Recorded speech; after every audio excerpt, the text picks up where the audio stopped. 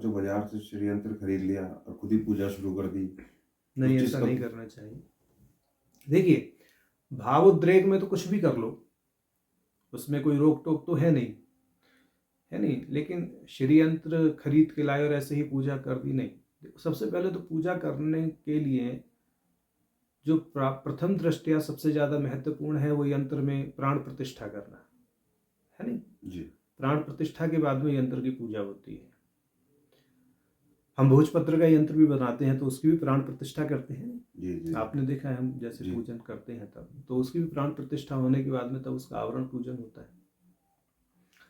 तो ऐसा नहीं है कि ले आए और लाते ही वो कि हमने गंगा जल से धो लिया और हमने अपना पूजन कर लिया, ललिता सहस्रनाम से अर्चन कर लिया या खड़गमाला से अर्चन कर लिया, या और भी जिसको जो जैसी विधि जानता है वैसे हम बस कुछ नहीं तो लक्ष्मी जी का षोडशोपचार ही श्री यंत्र में कर रहे हैं।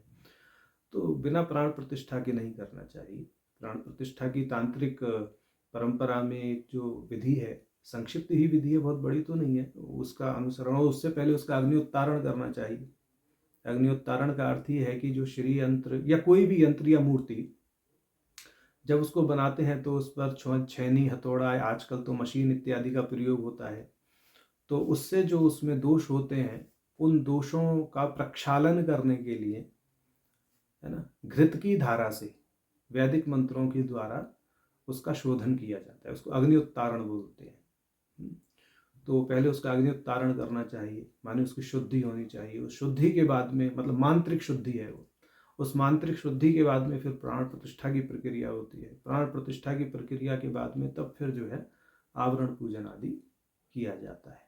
तो ये विधान है, और जब तक आपको मूल मंत्र की प्राप्ति नहीं है दीक्षा के माध्यम से तब तक श्री यंत्र के पूजन में अधिकार प्राप्त नहीं होता है।